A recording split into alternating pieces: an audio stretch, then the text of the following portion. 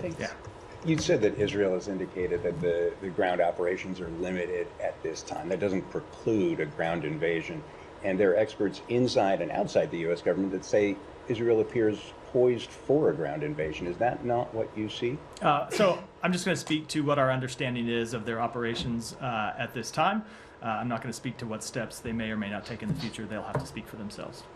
If I could follow up on what you were talking about earlier, Netanyahu is actually expanding the war. So despite U.S. calls for diplomacy, as you mentioned earlier, ceasefire, he's expanding it not just into Lebanon, but also into Yemen. Is it safe to say that he's simply ignoring U.S. concern? So let me take a little issue with the way you frame the question. Israel did not attack Hezbollah first. Israel did not attack the Houthis first. In both cases, those were responses by the government of Israel to attacks from terrorist organizations. So they struck Hezbollah after taking months and months of rocket fire and last week missile fire, drone fire from Hezbollah. When it comes to the Houthis, they have been on the receiving end of attacks, including in recent days from the Houthis that they were responding to.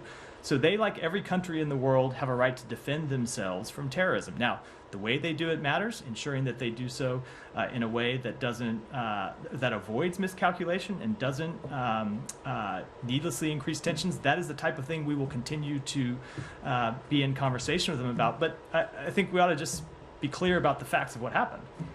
Sure, but I mean, you have mentioned that the U.S. has counseled restraint. I mean, have you seen any restraint? So I'm going to just go back to what I have spoken to, which is we want to see a diplomatic resolution.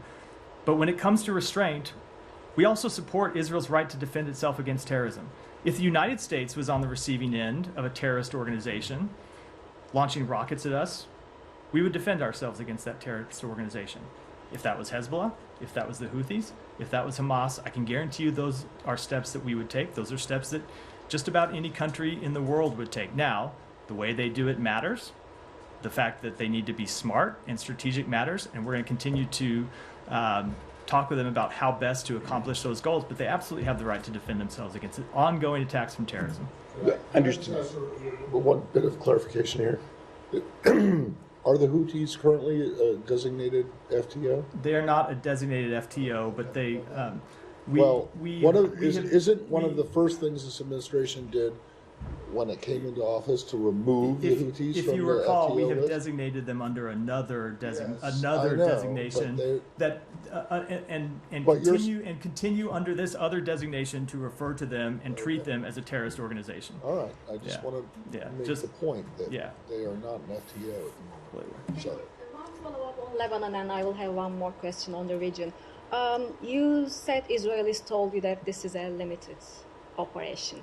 Can you elaborate more on that?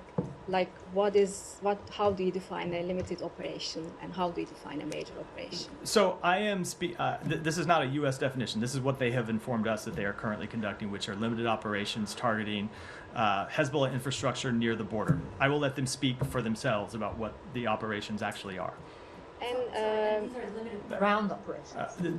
That is our understanding. But again, they should speak to that, not us. Yeah. And today marks the 4th week